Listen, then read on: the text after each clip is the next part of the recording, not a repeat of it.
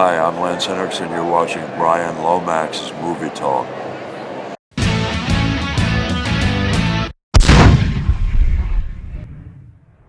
Fashion designer turned filmmaker Tom Ford is back with his second film after A Single Man, which starred Colin Firth, a film I've not seen, but on the strength of this film, I'm going to be checking that one out. Nocturnal Animals follows a woman called Susan, who's played here by Amy Adams, and she's an art gallery owner. She does art and she presents it in her gallery.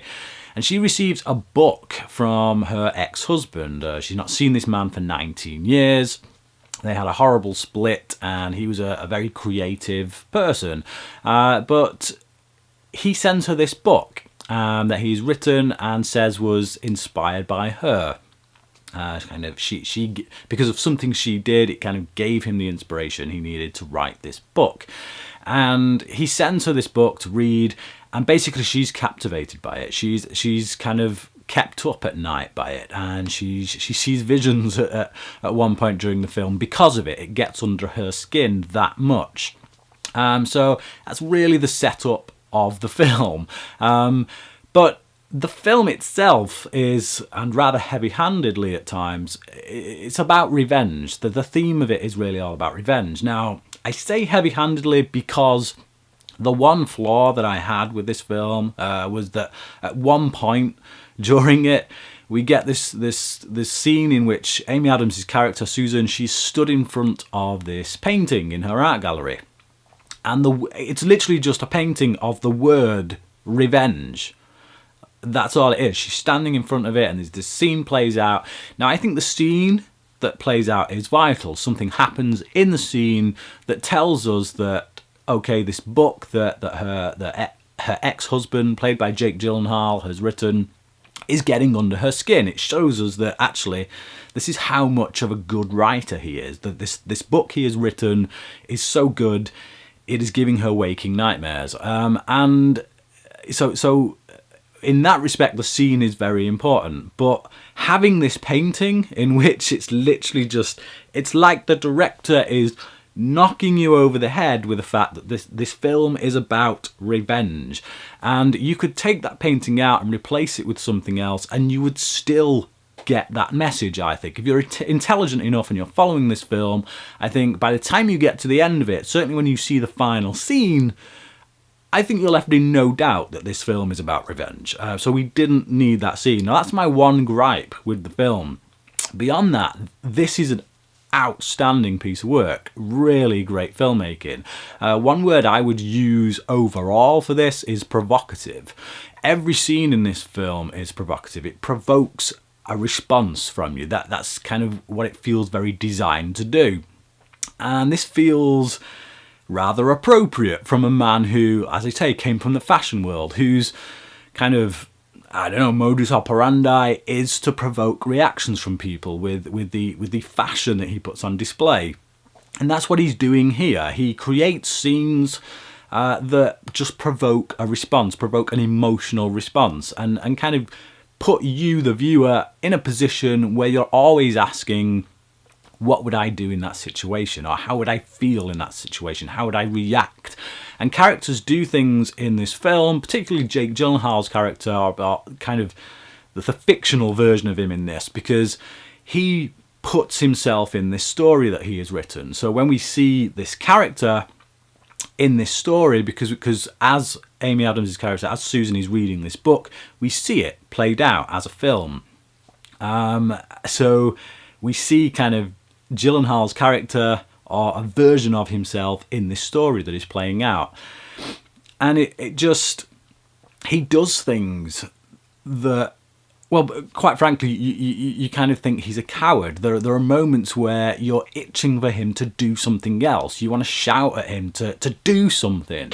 And that's very intentional, I feel. I feel like the director, I feel like Tom Ford is really trying to get under our skin in the way that this book is getting under the skin of Susan's character.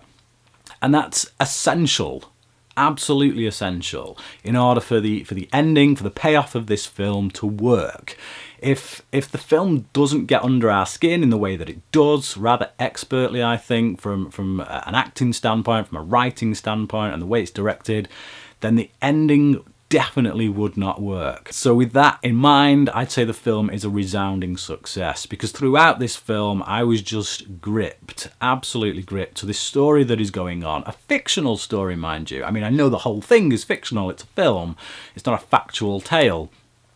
But when we're told, when the viewers are told that actually this story that is happening with this character played by Jake Gyllenhaal is actually just the book that the other character played by Jake Gyllenhaal has written, then right off the bat, you're put in this mindset of this is fiction, it's not real. So when things happen that kind of get emotional, if this film was handled in the wrong way, those scenes could fall flat, because you know that it's just something that somebody's reading in a book, but they don't. They're actually the strongest part of the film. They're the bits that hook you in, that grab you, and that really kind of pull you along on this roller coaster ride.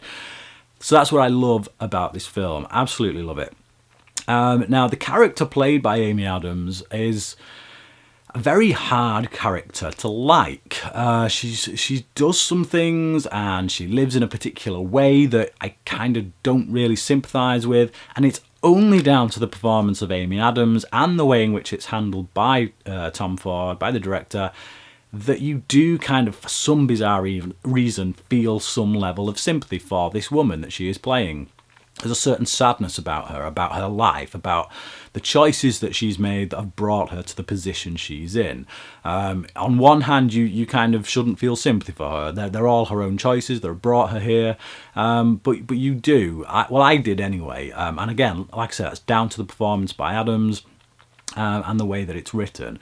Jake Gyllenhaal in this film is astounding. Now, if he doesn't get nominated for an Oscar for this, then there's something seriously wrong with the Academy. Like, he should have got the Oscar for Nightcrawler, quite frankly. That's my personal opinion.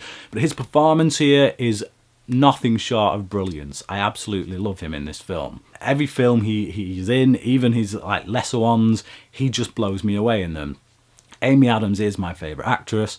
I don't think she's going to pick up any awards for this film. It's a very subtle performance, but like I say, it's a very hard character to like.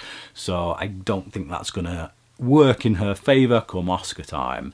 There were also a handful of really great supporting turns in this film, from the likes of Michael Shannon, who's really on fire, Laura Linney, and Aaron Taylor-Johnson, who, quite frankly, was unrecognisable for the first 5 minutes that I saw him here. With that, that's everything I have to say on this film. I mean, I could go much deeper, but in order to do that, I would have to have spoilers. And I don't want to do that for this review if you've not seen the film. I give Nocturnal Animals a 4.5 out of 5, but I want to know what you think. If you've seen this film, please comment below, let me know, and until next time, thanks for watching.